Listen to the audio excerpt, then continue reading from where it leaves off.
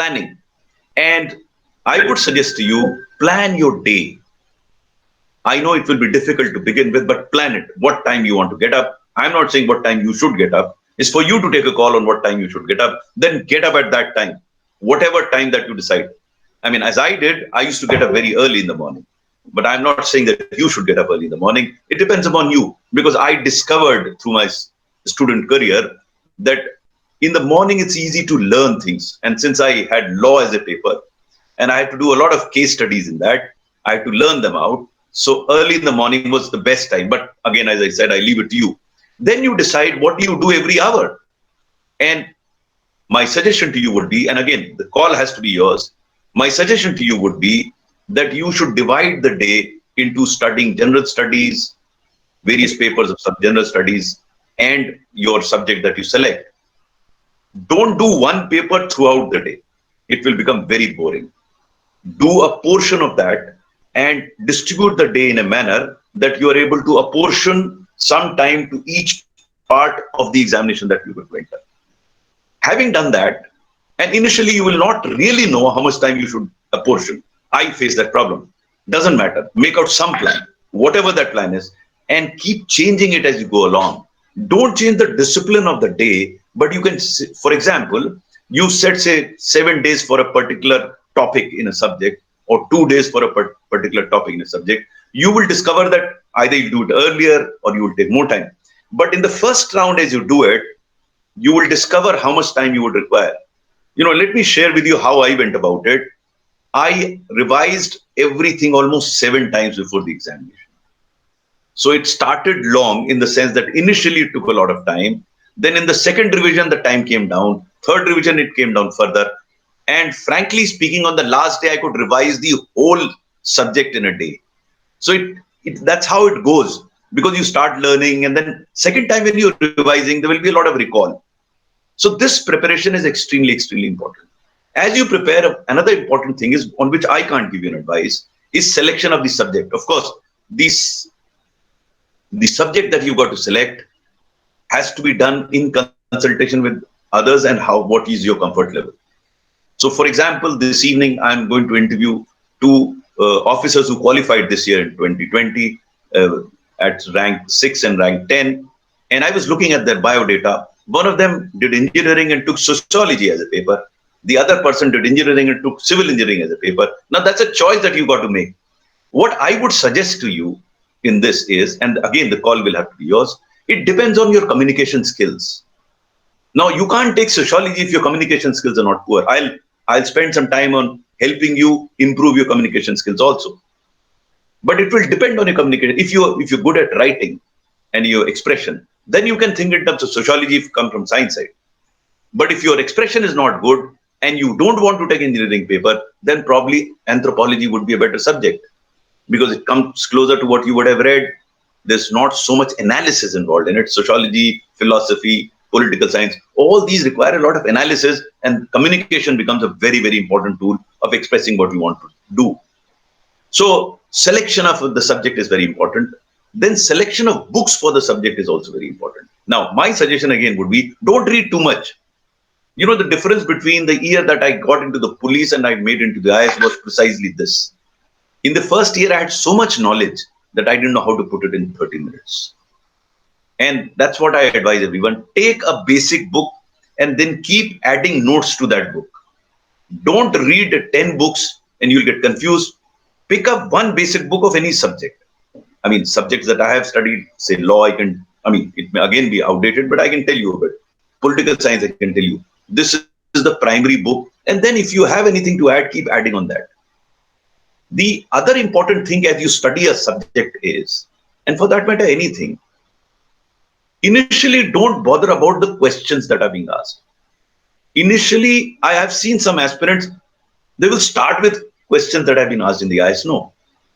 Your knowledge is being tested there. It is not like your BA and MA where there, unsolved papers you will get, and going by the trends of past few years, you will be able to gauge as to what is the question that is going to ask. It won't happen in the IS. IS, they do not repeat their questions. The questions are new. They are testing your knowledge, not the subject per se in the sense of question answers. They are testing your analytical skills. They are testing your knowledge. So you have to, in the initial years, as you prepare, initial phase, you have to acquire knowledge based on the topics that are given. It is when you start your second revision that you start looking at questions. In the first revision, don't. First, you are acquiring knowledge based on the syllabus. You pick up a syllabus on that topic, whatever good book is available, try and acquire that knowledge. Of course, seek guidance as you go along. That's very important, and now it is available also. People who have appeared in that subject or have taken that subject recently will be able to guide you. So this is as far as the subject is concerned. Now coming to general studies. Now, general studies have become extremely, extremely important now. Earlier, general studies were not so important because we had two subjects. Now there's just one subject and the rest of it is general studies. Here, though it is called general studies, you have to be as good as a subject matter specialist. It's not general. So, for example, if you have got to study Indian economy, then you have to take Indian economy book, Dutt and Sundram, which a person who's taking as a subject studies it, you also have to study that. Pick up those topics that are there in general studies in economy, pick up those areas in Dutt and Sundram, and then Dutt and Sundram is updated every year, but you have to further update it because you are expected to know the latest. So what I used to do was pick up Dutt and Sundram, write on a piece of paper the latest part and add it on the page where it is. And then revision becomes very easy. Now, again, it depends on your style, how some people make notes. I made notes in the first year, copious notes. Then Kothari Commission came. So those notes became useless because I had prepared those notes. Imagine. But fortunately, some of my, people who appeared later on used those notes. In fact, a couple of years ago, I got back those notes after 40 years. They had gone down the channel. Many people had used it, but they came back to me, of course, in pretty bad shape. But it was a pleasure to have them back. The notes that I didn't use, they were on public administration. I never took public administration as a paper, but I prepared those notes. So the point that I'm trying to make here is I decided not to make notes finally when I appeared. I took a book, one basic book, and made it into a notebook and added wherever I could. Again, I'm not saying that you should do that. Each one has to find his own way of doing it. Coming back to general studies, as I said, you have to be as good as a subject matter specialist in that. So if it's Indian Constitution or Indian economy, you have to know that subject very, very well. Now, for that, everyone talks about NCERT books. I don't think there are better books than that. Questions may or may not come from those books. Some people have said questions are not asked deliberately, but the knowledge that you will gain from there will help you. So I would once again recommend, maybe I have been Secretary Education, Government of India, and I was in charge of NCERT. I may have a bias, but having gone through those books, I studied NCERT books 40 years ago, and I found them extremely useful. So a suggestion to you, if you think it appropriate, take those books. And again, what you have to do in the first, what I can share with you what I did, and then you can decide. So in the morning, I used to wake up very early, 5:30, and I used to get down to studying from 6 o'clock. 6 to 8, I used to study, and I used to study law in the sense of legal cases, which I wanted to remember. Then 8 o'clock, I used to have breakfast and all, and I used to sleep again. So it's a very ridiculous way of going about it, but that's how I did it. And then I woke up, and then I did political science, which was my subject. And after lunch, I did law, which was my subject. And post evening, that is in the evening, I did general studies. I picked up subjects. Now, I'm not saying you do that way, but my suggestion to you would be, don't read political science throughout the day and you'll say, next I'll pick up then general studies. No. If you stagger it and if you split it, then the interest remains. Because if your preparation becomes a drudgery, then you are in trouble. You have to enjoy preparation. And I'll tell you how to enjoy preparation. You can actually enjoy it. Because until you enjoy what you're doing, I'm telling you, you won't make it. You have to love it because that's your objective. But objective doesn't mean that you feel, pained about it. You take it with a lot of pleasure. And these days, it's much easier. In my times, it was much more difficult. Now you can interact with people around. You can interact. I mean, I've got a WhatsApp group where this is what I tell the aspirants. I don't tell them much. I tell them, enjoy yourself. And, giving inputs here and there. So they get to know how to go about it. If they have any problems, they tell me. So that's how the preparation has to be generally. Now let me go to slightly different aspect, which is also very important, because ultimately what matters is not what you learn here. Ultimately what matters is what you write. And how do you prepare yourself for writing? Now, I am not very clear about the people who I am addressing, who's going to appear when. But if you are appearing, I'm assuming that enough of you is appearing this year, because please don't take my advice for this year, because it's too late for me to give you an advice. But if you are appearing from 2021 and thereafter, then my advice to you would be, even if you start your schedule, you start by attempting to improve your communication skills, and this is how you should go about it. Every morning, pick up whichever newspaper that you're reading, go to the editorial page, pick up the editorial article, stand in front of a mirror and start reading it aloud. Now, it might appear ridiculous, but do it. I remember some of my colleagues used to laugh at me, "Ye kya kar rahe ho tum?" But I said, no, this is my drill. I did it. Read it aloud. Initially, you'll find it that you're stammering, you're faltering. It will happen. Don't worry. Tape it. And when you listen to the tape, don't feel disjointed. Don't feel down and out. I remember in my times, we used to have those tape recorders, those regular. Now you can tape it on your phone. And when I listened to them, I felt shocked. I said, "Is this what I am?" But you will improve. You keep reading it for a month, month and a half, and you will see the fluency coming in as you keep reading every day. Read that article. Now, there are a huge number of advantages reading that editorial article. One, of course, your diction will improve.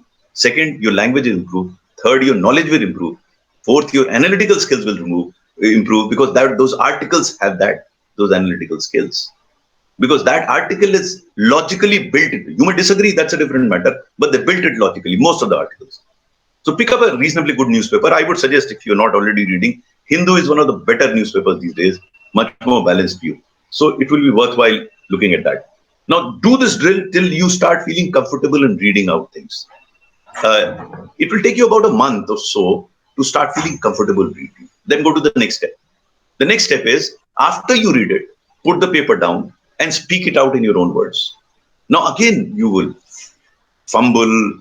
You will find that after 3 sentences, you don't know what to say. Don't worry about it. Don't worry. See, you must understand, and I must give you, if you read my book, Ethical Dilemmas of a Civil Servant, you will find that I committed a number of mistakes. At some point in time, I had to walk out because I forgot what I had to speak in a debate.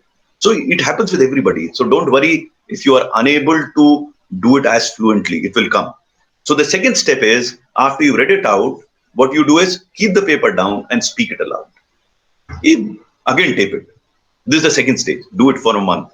And you can do it as you're preparing. So in the morning, assign half an hour for this activity. It is worth it, I am telling you. It is not only worth it while getting into civil service. I am telling you, I have seen people get into the civil service and make total mess of themselves because of poor communication skills. They somehow get into the civil service, and then, I've seen people feeling terrible about it. So it helps you improve your personality, whether you make it into civil service or not. You will make it into life if you're a good communicator.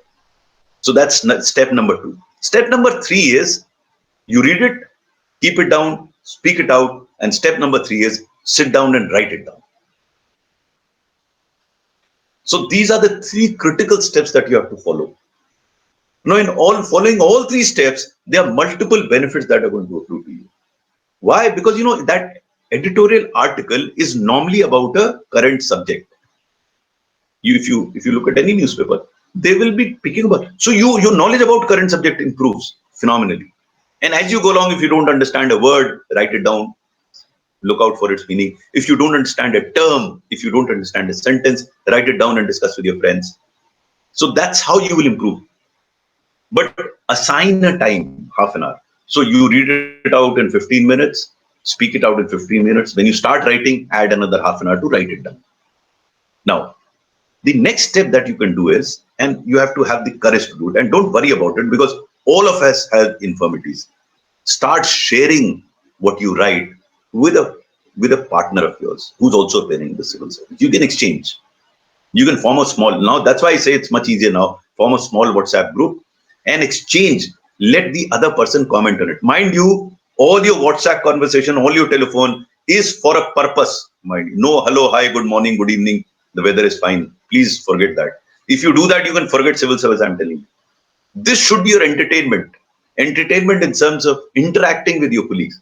Now, because this is the 4th step I am talking of, you exchange these, whoever you feel comfortable with, he or she can give it to you. I have suggested make partners, make 2, 3 partners, 1, 2, whatever you're comfortable with, exchange. Because Sometimes you require, a sounding board, somebody else tells you. So probably you can share it with Anshu, but I don't know whether she can manage so many of you. But if that is not possible, amongst yourself. Now this will help you improve in communication, because what you have here doesn't really matter. What you write there is what that matters. So you must focus on that and do as much as you can in terms of reading, speaking, and writing. As you do that in next 6 months, you will gradually see that both your diction is improving, your own speech is improving, and your writing is improving. It will improve, I'm telling you, as you write daily. And for heaven's sake, don't worry about the poor quality of initial output. I would have not given me more than 3 out of 10 in the initial things that I wrote. So you don't have to worry about it. If you don't admit or accept your mistakes or your shortcomings, you'll never overcome them. And the beauty is that almost everyone has shortcomings. Even now I have shortcomings. So don't worry about shortcomings. It's there. It's very natural. Don't hide them. It's not like a pimple you put up a Clearasil or some makeup on it and hide it. No, expose it. More you expose your mistakes, the more chances are there for its improvement. And you are on a journey where mistakes will be made, where shortcomings will be there. Don't bother about it at all. Treat it as natural. Sometimes we feel, complexed about my shortcoming. If you start with the philosophy and understanding that everyone has shortcoming, then you will not feel small about it. Some people are good in writing, the others are good in speaking, the third is good in comprehension, fourth is in analysis. So each one has his own quality. So don't bother about you having some shortcoming in some way. So be sure, share it with them. So these are the broad things that I thought I should tell you and how you prepare. And finally, ultimately, as I said, what you write.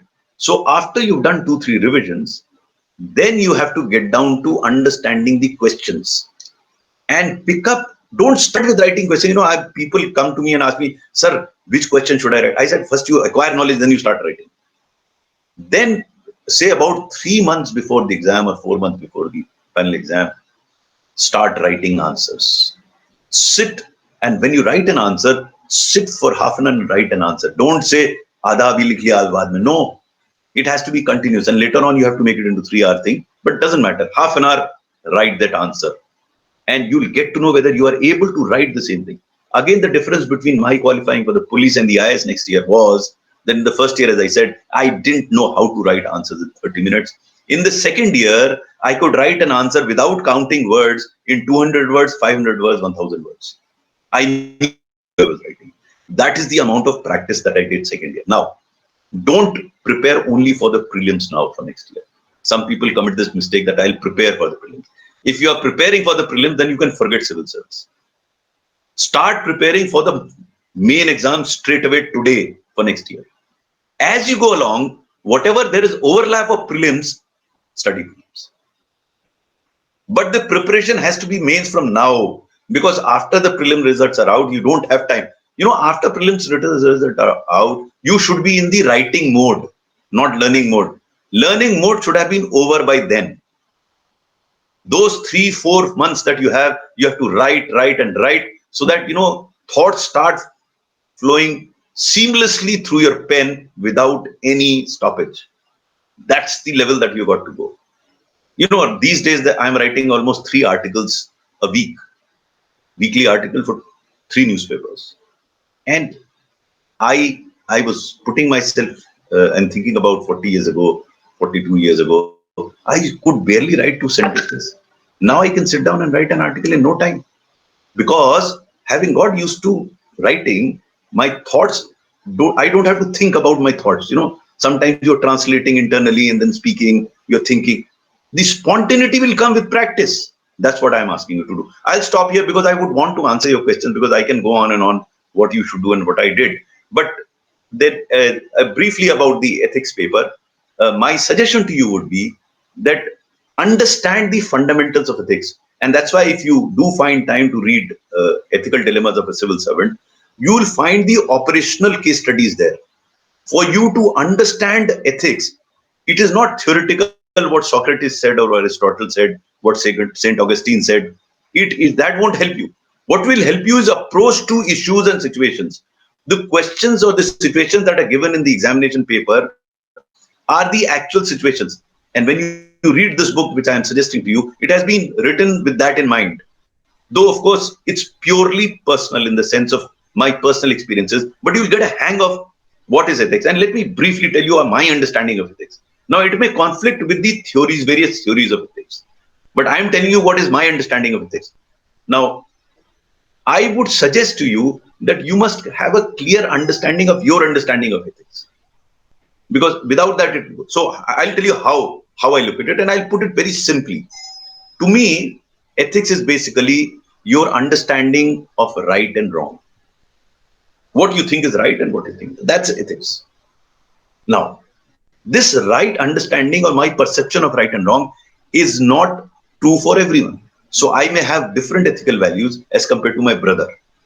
He may have different ethical values.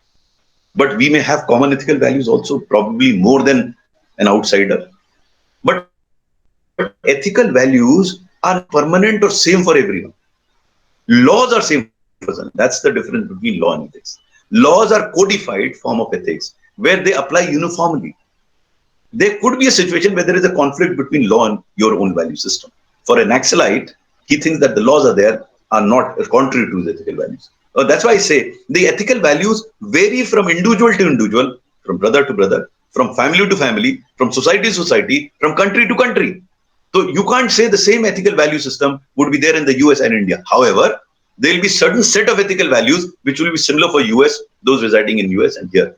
Your and mine ethical value system gets formulated on the basis of our experiences. So when you live in your own family, you imbibe a lot of ethical values of your brother, of your parents, how they interact, how they behave, what they think right and what they think is wrong. So most of us become non-vegetarian or vegetarian based on our family traditions. But look at what happens. For me also ethical values change over a period of time. So I may start a non-vegetarian, I become a vegetarian. Then I go on to another value system where I feel that it is not ethical to eat non-vegetarian. Now, there is nothing, try and understand the difference between legality and ethics. Because there's nothing illegal in either eating non-vegetarian or vegetarian. It's your own value system where you say that, okay, I'll stick to vegetarian, though I was eating non-vegetarian. So ethics are not permanent across geographies or same across geographies or permanent through a timeline or for an individual. They change. So as human beings evolve, they find the value system undergoing a change. To me, as I've tried to bring out in the book, it is very personal to an individual. Ethical values are very personal to an individual. This is the book that I'm glad you bought one. So this is the book that I'm talking about. There are a number of case studies. I have talked about the dilemmas that a civil servant faces in his entire career, the ethical dilemmas. And what are these dilemmas? Ethics or dilemmas are choices. That I want to do this, I want to do that. And that's where your value system comes in, whether you want to take, for example, supporting your subordinate. Now, if you don't support a subordinate, no legal action will be taken against you. If you support your subordinate, no legal benefit will come to you. So it's beyond law, it's above law, so to say. But your value system will determine whether you want to support your subordinate. There are a number of instances that I've given in my book that I really stuck my neck out for supporting my subordinates, and it has benefited me enormously. So the thrust of the book that I have, and probably that is the part that you should try and imbibe and benefit. The thrust is that ethic pays. That's the thrust of the book. Second, you can be ethical. Third, there are a number of officers who pursued ethical values and yet succeeded. Normally the belief is that only the dishonest people who are succeeding in life, ethical people and honest people are not succeeding in life. This is incorrect. I've given examples of more than 50 officers who have admired and have done extremely well despite being ethical. So ethical way of behavior pays. You have to imbibe that as you go along. Because when you write, and that's another part that I'd like to bring in you, you may be critical of a few things around you, but at your age, you have to be positive. You can't end your answer with a negative statement. This is extremely, extremely important. You have to be positive in terms of being able to find some way through. They're not permanent, or you may not have a solution straight away, but you believe that there is a solution. That belief has to be there. Now, if you don't have that belief, you'll never find a solution. So until you have a belief in something, you won't find it. There may be instances that solutions have not been found to problems, but the belief is still there, and that is how you find solutions. Look at the way Europe has evolved. Who could have ever imagined 100 years ago that this continent will have a single currency? Now, if people did not have faith in that positivity, they would have never come up with this sort of a currency. A century ago, we were just finished with the First World War, and soon we were into the Second World War, where everyone was each other's throat. How could you ever imagine? That's how people have evolved. That's the positive thinking that brings about. When I was coal secretary, we sorted out the coal mess. You'll find a chapter in the book also. And then in that room, Secretary Government of India, there was so much positive energy that we used to jokingly say, and I think it was pretty serious as well, give us the Kashmir problem and we'll find a solution to that problem. The intent, your passion, your positivity, that helps, and that should get reflected in your answers. So whereas it is okay and you should criticize what's going wrong, but the last para should throw in everything a positive approach. And that requires a bit of guidance, because if you show your answers, someone can correct it and say that instead of writing it this way, you write it in a positive manner. Yes, there is a problem, but there are possible solutions. So whenever and wherever you write answers, in whichever way you write, don't be only critical. Start with analyzing an answer. Now let me come to a specific answer when you write. And that's the point you wanted to know also, that how do you write an answer? I can give you a framework within which, if you practice, you start looking at it this way. So there's any question, first you must explain the context. Understanding the concept, understanding the context. That's very important. That's the first para. The second para would be, what are the views about that issue? So first is, what is the issue? Second is, what are the pros and cons of positive and negative views of that? And there you can use statistics, you can quote others, but they're not your views. You are representing somebody else's, you're quoting them there. This is second and third para. What are the positives? What are the negatives? Then you analyze, that becomes your analysis.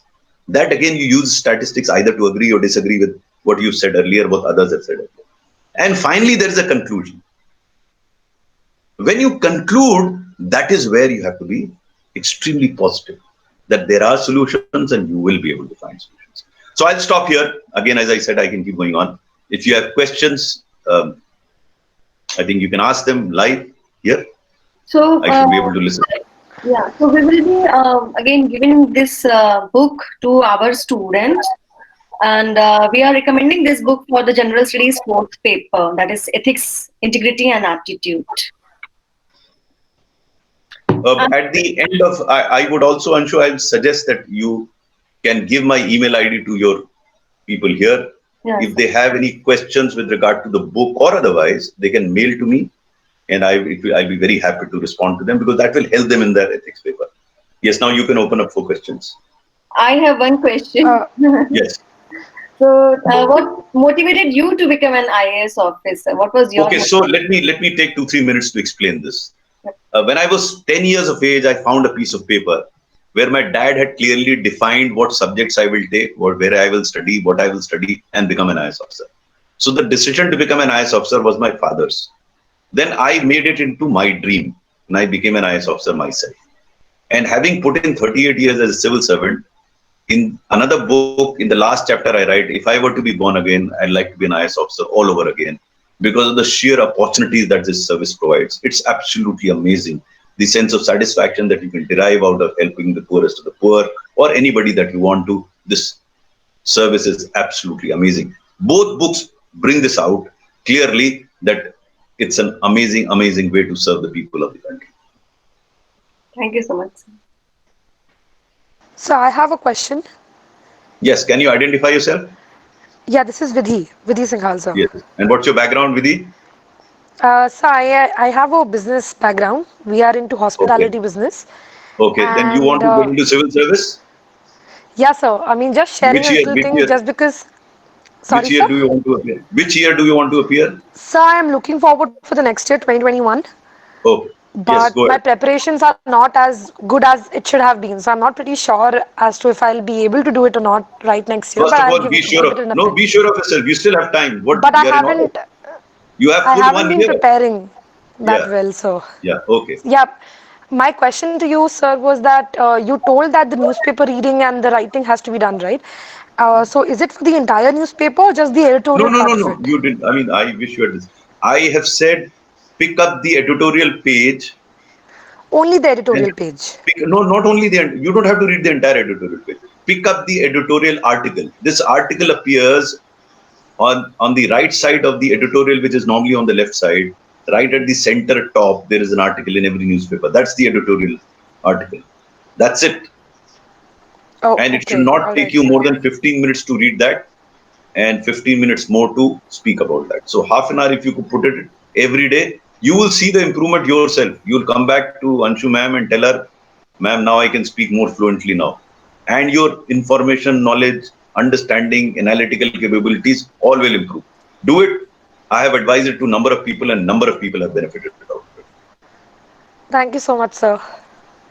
And by the way, Vidhi, don't be Yes, sir. doubtful about your capabilities, number one. Number two, there's still 1 year. So if you feel that 1 year is too short, don't focus on 2021. Then start because preparations are different if you have 2 years. Start for 2022. No harm. Wait for another year, but don't like we used to have in our university. Those days, exams used to get postponed. Postponement meant that whatever we study now, we'll not study. Again, when the exams come, we'll study. No, not that. You plan for 2 years then. As I said in the beginning, I don't know whether you were there in the beginning. I said, plan every hour, every day. Yes. Yes, sir. Hi sir, Okay. myself is Shravanti and my background is BTech in Electronics and Communication Engineer. Actually, my question Can is, you be slightly louder, please? Your voice yeah, is yeah, not very clear. yeah, hi sir, Can you be slightly louder? yeah, hi sir, hello, Please go ahead. Yeah. yeah sir, myself is Shravanti sir and my background is BTech and my question is, why do you choose political science in optional? Can you explain why you chose this? No, I had done my master's in political science. I had Okay, done my MA in political science, so I chose political science. Of course, I didn't do too well in that subject. If I had got another 10, 12 marks, I would have topped in the IS. So uh, I didn't do too well in the IS. okay. But doesn't matter. I mean, you have to take a call what you feel good about. I felt good about political science. I loved political science. Much of what I am today is because of what I studied in political science. It held my thinking, it had my reasoning, it had my communication skills. So I'm indebted to political science. I may not have got very good marks in the civil service. Okay, sir. Thank you. Good morning, sir. This is Vidyesh here, and I'm basically a BCom background, sir, and I'm working for Government of India now. So my question is that, Which department? tell me, sir. Sorry, Which department are you working for in government of sir. India? Government? Army, sir. I'm a civilian, defense civilian. Okay. Sir, Okay. my question is that, what's your suggestion or advice, people like me who prefer IRS over IAS? There's no. I mean, that is a very good service, but it's a personal choice. I switched from police to IS because I wanted variety in my job. I wanted larger to be able to influence larger number of people, not merely files. So that was the reason. You will have to work out the reason why you want to say. In interview, you may run into a bit of problems because normally it is presumed that if your preference is IRS, your only concern is money, though it may not be true. Sir, But that's how you'll be. I mean, when I advise people on interview, I tell them be very careful on how do you give this answer. Very difficult to defend it. If you have a good answer, I don't have one. If you have a good I answer, have, think sir. over I it. have. I have. Then you go ahead and prepare because there are certain personal limitations that prevent you from getting into a different service. You can choose a particular service. So, for example, if you have a personal issue that you want to be in metropolitan cities, then IRS would certainly be a better place. There could be a personal issue, family or otherwise, where you want to stay in, and which is very genuine. It's a good explanation. Sir, and for the studies part, sir, what's your advice on like current affairs that so-called allied educational institute, Vision IAS and all, they release the compilations. What is your suggest or advice Pick how up, to go about it? no, pick up any book. There are a number of books available now. In my times, there were no books available. They pick up any good book. Anshu will tell you one good book on current affairs. Then your problem begins thereafter. Then you have to update it. And you know, the suggestion that I gave you with regard to reading, that will help you. Actually, editorial article is on a burning issue. And you get a lot of additional ideas and knowledge as you read that. Keep adding that to your current affairs. Pick up a book. Because every book will give you, it will always be dated in the sense it would have been published 5-6 months ago. What has happened thereafter, we'll have to update in that. I think any book is good enough. Don't bother. Don't pick up too many books. That's my advice to everyone. Pick up one book on current affairs. There are some areas where the book may not be good.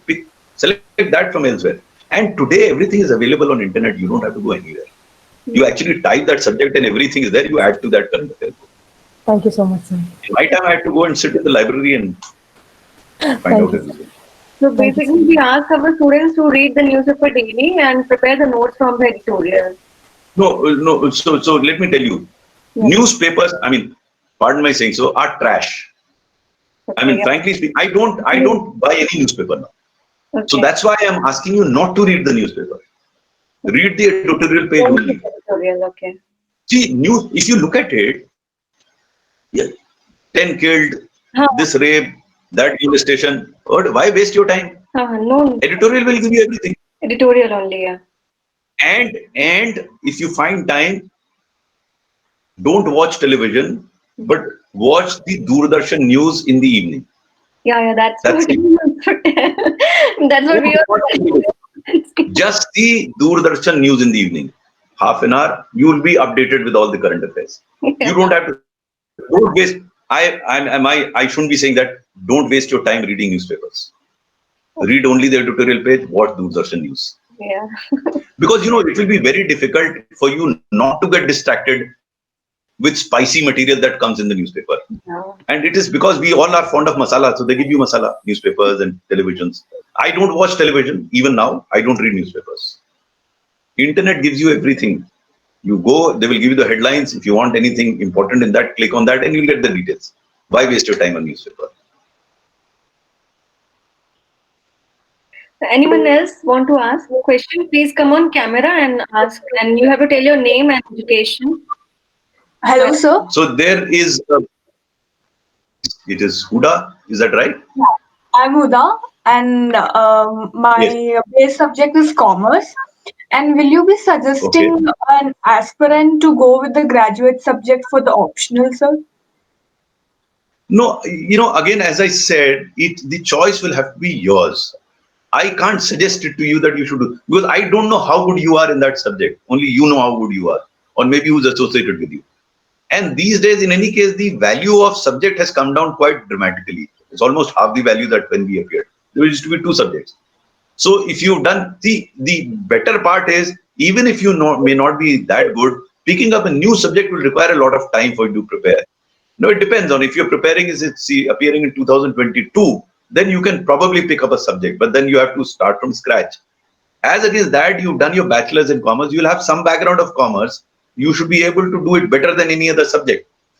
Thirdly, it will also depend on your communication skills. Yes. But then there is a lack of source, whereas in commerce and accountancy for optional. Lack of what? Source, like tutor.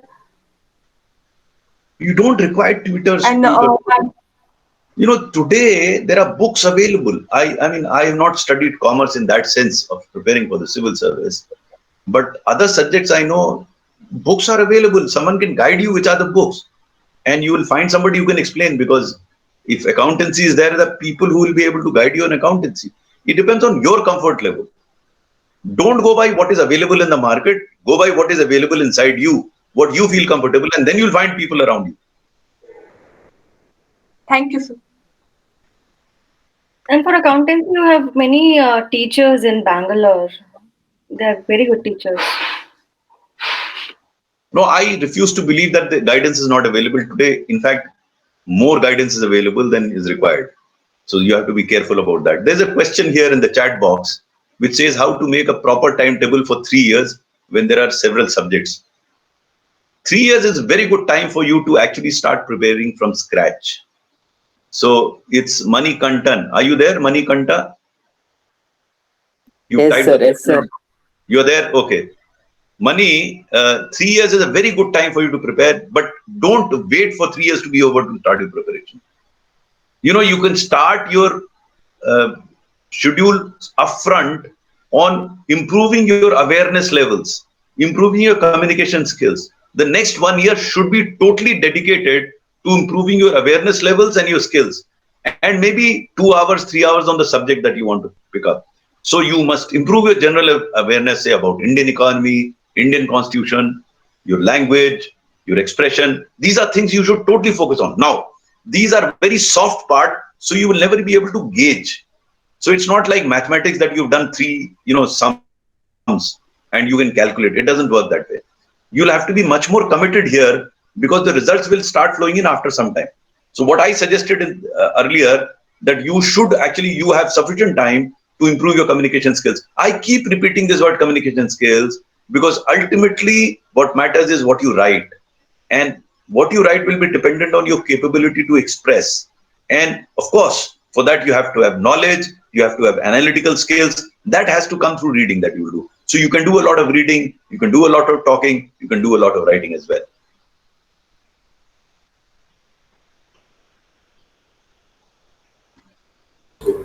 Good afternoon, sir. Good afternoon, Lakshmi. Good afternoon, sir. I have two questions somewhere related. So the first question is, how do you stay motivated throughout the preparation? Because what happens is sometimes I tend to lose track or I tend to lose motivation. So what to do about that, sir? See, first is your objective should be clear. That I said in the beginning, you have to be clear in your mind that you are determined to become a civil servant. You are fulfilling your dream. And hence, if you're fulfilling your dream, there will be ups and downs in that journey. So when you're down in the journey, I remember I used to also feel that way when I didn't qualify for the IS first year. And I thought that I should have qualified. I qualified for the police. So success and failure are relative. Some people may be very happy having qualified for the police, but my dad and I weren't. So when I used to walk around in the evening, I used to sing. I used to sing motivational songs. And I still distinctly remember I used to sing aloud Ruk Jaan Nahi Tu Kahin Haar Ke. During our time, you wouldn't have been born when this song came. To inspire myself into doing something, into fulfilling a dream that I had. So it's a question of how committed are you to your dream? If you are committed, then there will be occasions of, it's not that every year going up and up. Number one. Number two, you derive your sense of satisfaction through improvements that you have. And these are very small improvements. So, for example, as I said, when you start reading aloud the newspaper, the fluency that you'll get will give you a bit of a kick, because you'll start believing that you can speak fluently, not haltingly as you would. Secondly, when you start writing, when you see your language improving and your words flowing out of your pen without making much of an effort, then you'll start feeling good about it. So don't look for very big victories. Look for small victories every day. Okay, you thought that I'll do this chapter. If you've done that chapter and you can recall it well, feel good about it. We always look for big victories. I never look for big victories. I got brick by brick. And when you see the building coming up, derive satisfaction out of those small victories that you have. And then you can have a big victory. But if you start looking at that and, you're overawed by the distance that you have to travel, the heights that you have to climb, then there is a problem. Don't get overawed. These are small steps. And as I said somewhere earlier, that don't get hassled about your mistakes. Even when you are feeling a bit let down, that's also very natural in human beings. No human being can be always upbeat. Again, if you read my book, Ethical Dilemmas of Civil Servant, you'll find ups and downs in my career. At the end of the day, people say that I was successful, but you can't imagine what I went through. I mean, I was in this book I have not written, but I was so disgusted at some point in time, even thought in terms of quitting.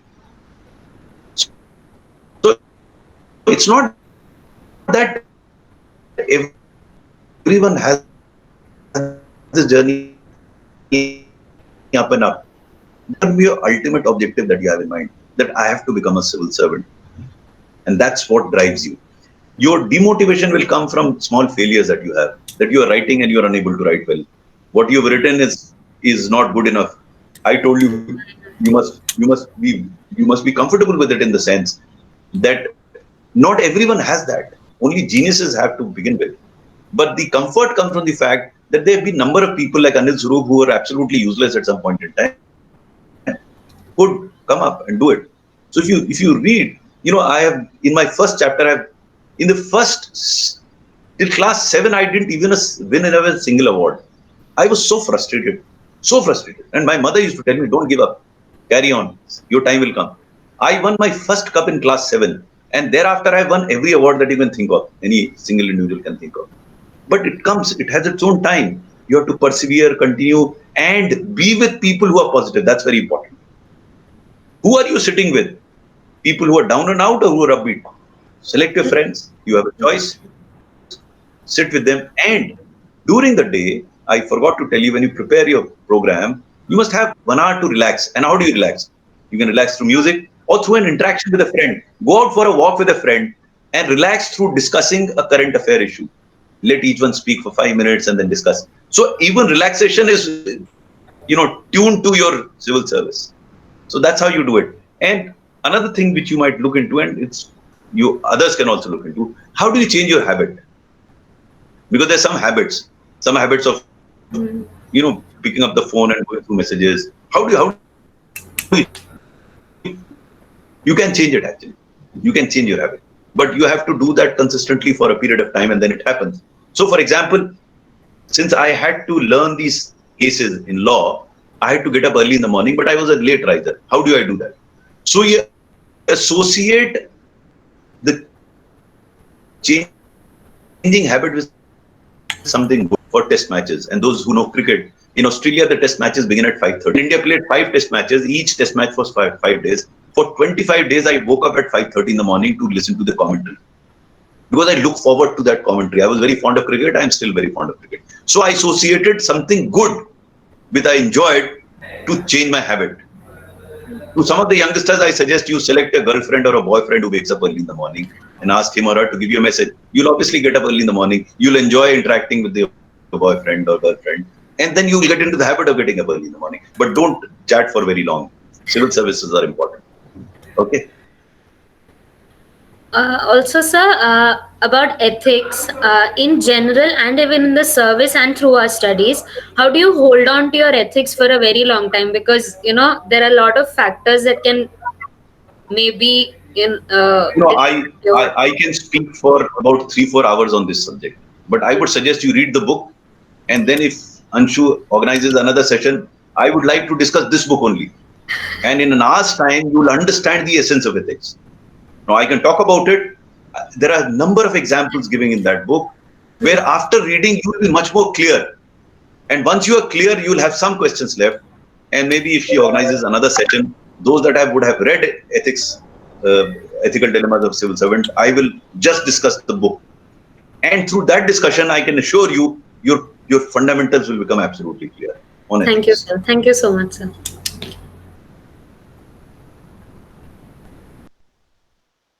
Sir, Any other question? Is that Varsha? Yes, sir. Yes, Varsha. I BCom recently. Yes. Sir, my question is, since revision becomes very important, I wanted to know certain tips like how to revise topics consistently. Should it be like for every week or month, or once we get done with the subject? What subject are you talking about? Anything, sir. Like I wanted to know certain tips like how can we revise consistently the topics we have already finished. Okay, so what you do is, what I did, I can share with you and you can consider it. Each subject has certain topics, no? In the syllabus, you'll have those topics. You'll prepare prepare as per the topics. And when you prepare, initially you make out a program that this topic I'll try and do it in 3 days, depending on the time that you set. First reading I will do in next 3 months of all the topics. Okay. Don't worry about not being able to understand. Make out a program that this topic I'll read for 2 days, this topic I'll read for 4 days. Do it in consultation with somebody who's appeared recently or who has some idea. Or if you have already studied that subject in your class, then you will know how much time for you to study. Okay. So once you've done that, say 3 months. So as you go along, you'll discover that you've kept 2 days for this, you took 3 days. You get 4 days for this, you did it in 3 days. So you'll revise that schedule. So once you're through with the entire thing, then you start your revision. And when you prepare a revision timetable, this will be dependent on the time that you took in the first revision time, first time reading. Yes. Because the second time it becomes clearer as to how much time you'll require. You will discover yourself that as you do the second revision, it will be much faster than the first one. Because in the first time when you're reading, you are trying to understand concepts. You're trying to comprehend what is written. Once you comprehend and understand concept, you normally don't forget. So second time, you don't have to spend time on understanding. In the first reading, you'll have to touch upon certain reference books. So if a particular concept given in your main book is not clear, you'll read some other book and write it in a piece of paper and attach it to this book. When you revise it, you don't have to refer to another book. That paper is already there. So you'll require much lesser time.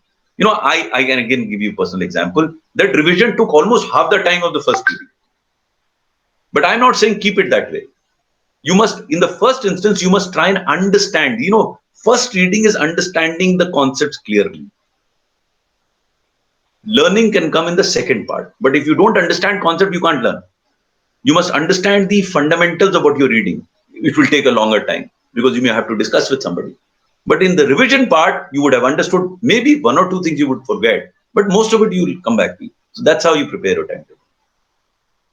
But be disciplined and keep to that. Whatever, see, no one else is going to tell you what you got to do. You got to tell yourself, this is how I'm going to do it, and do it. Now, if genuinely you feel that more time is required, you can readjust it. But that more time should not be on account of your chat with your boyfriend on your on your telephone. If that be the case, then there is a problem.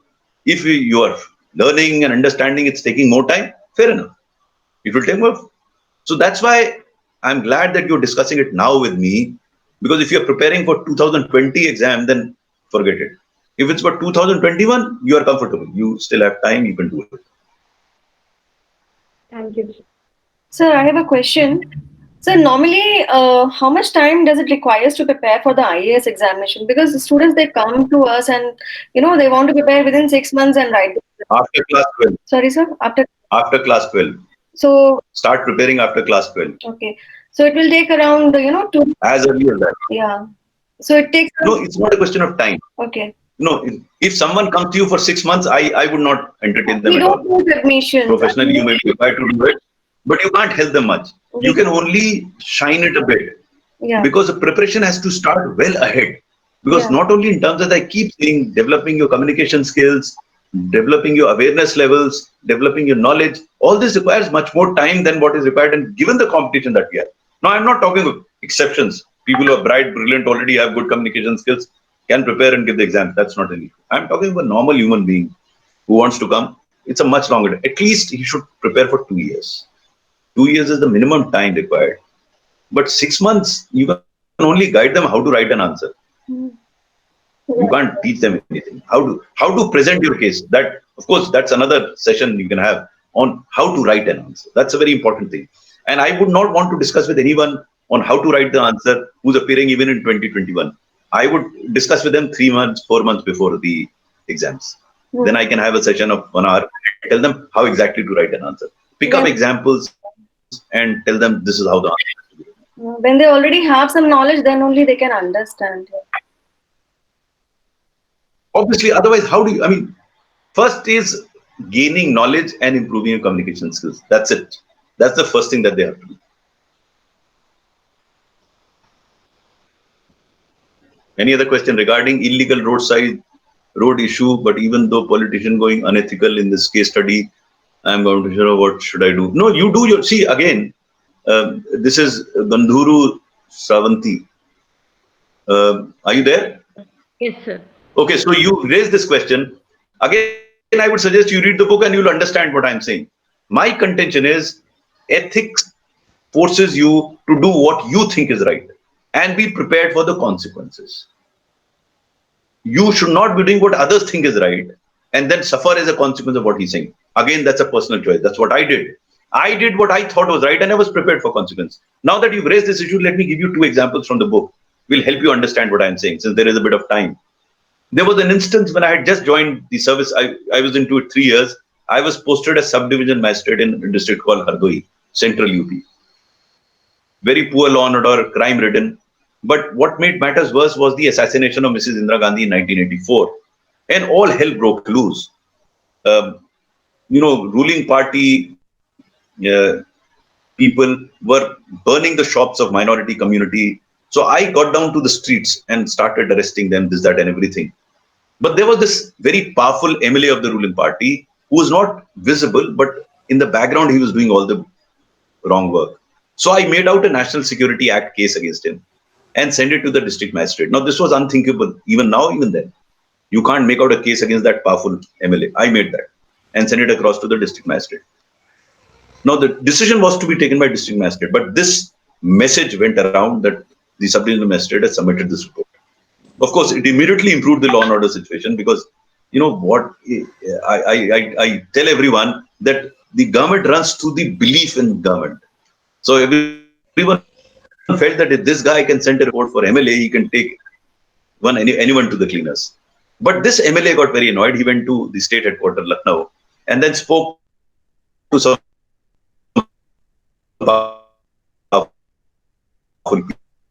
people. I was summoned to Lucknow and got out of Lucknow.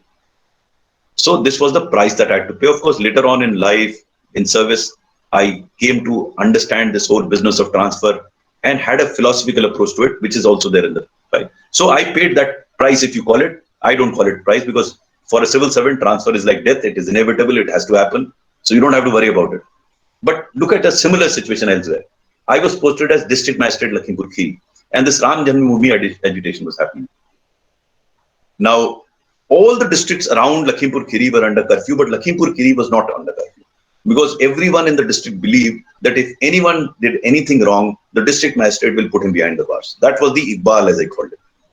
But what happened was there was a murder, and the district president of the ruling party wanted to take out a funeral procession. Now, if that procession were to go out, there would have been chaos in the district and we would have had to impose curfew. So I tried to persuade him not to take out that procession. Since he insisted, we arrested him and put him behind the bars. Sure enough, in the evening, the chief minister rang me up. He said, you put my district president behind the bars. Why would you be right? You get a bad name. This district, we haven't had to put curfew because everyone has faith in your government. I told him that. Then I gave him a suggestion also. I gave him a suggestion that why don't you speak to that your district president and tell him that it is your government and why should he take out this funeral procession? If you can convince him not to take out a funeral procession, I'll release him. I don't have personally anything. I don't know what happened in the morning. That guy sent a message that he doesn't want to take out funeral procession. He was released and the situation was resolved. And a month down the line, the chief minister rewarded me as one of the finest district magistrates in the state. Now, two similar situations, totally different outcomes. I did what I thought was correct, irrespective of the consequences. In one case, some people will say that I was penalized. In other case, I was rewarded. It didn't really make a difference to me. That's what ethics is. What I thought was right and wrong, and did what I thought was right. So I hope this clarifies. But if you read the book, you'll get many such instances where some of the clarifications that you sought will become very evident. Sure. Thank you, sir. Does that make any sense to you, Sravati? Yes, sir. Yes, sir. Okay. Thank you, sir. There's another question on coal. How do you feel about the coal privatization? This you should prepare, but I would like to clarify, and you all should understand, there is no privatization of coal that is happening. You must understand the difference between privatization and private sector participation. This difference you have to understand. What has been done is commercial coal mining. Privatization would have meant if Coal India was to be denationalized. If that is private, you privatize a government company, that is privatization. What has happened in the recent past is commercial mining, which is that there are some other mines and private sector has been allowed to bid for those mines. So there's a difference between private sector participation and privatization. This was a question from Amit. Amit, are you clear now? Yes, sir, I'm clear. Thank you, sir. So be careful about the terms that you use while asking a question or answering a question. Because if you ask this question or in answer, you write privatization is happening, the examiner will not even read after that. Because you have totally misunderstood what is happening and your answer obviously will be on misunderstood understanding. Okay? Okay. So you must understand these differences between nationalization, privatization, commercialization. And these are not very difficult. You type it on Google and they will give you the answer. As simple as that. Yes. Okay. Sir, I have a question. Sir, I want Yes. to know your thoughts about this recent national education policy. Oh, it will require another hour. But broadly speaking, a couple of sentences. I think it's a very visionary and a very comprehensive policy, covering almost every aspect of school education. But the real problem will be in terms of implementation. As they say, proof of pudding lies in eating it. I don't know where the money will come from, where the people will come from. I hope they come from somewhere. That's the only problem with this education policy. Almost every day I'm addressing 2 webinars on education policy. It takes much longer than that to explain.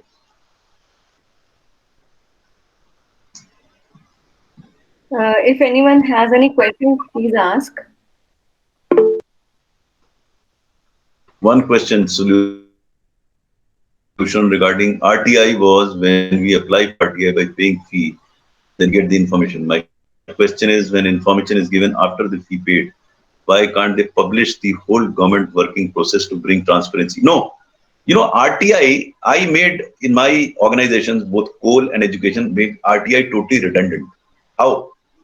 Because every information was in any case available on the portal. As secretary to both the departments, I didn't have to answer anything. Whenever a question came to us, we said, refer to website page so-and-so where the answer is given. Most of the information was available. So you're right. Why should we ask anybody to pay for getting information? It should be there available. And anyone who wants to bring in transparency, and I was all in favor of transparency, putting everything on the portal. In fact, again, if you read the book, I advocate transparency.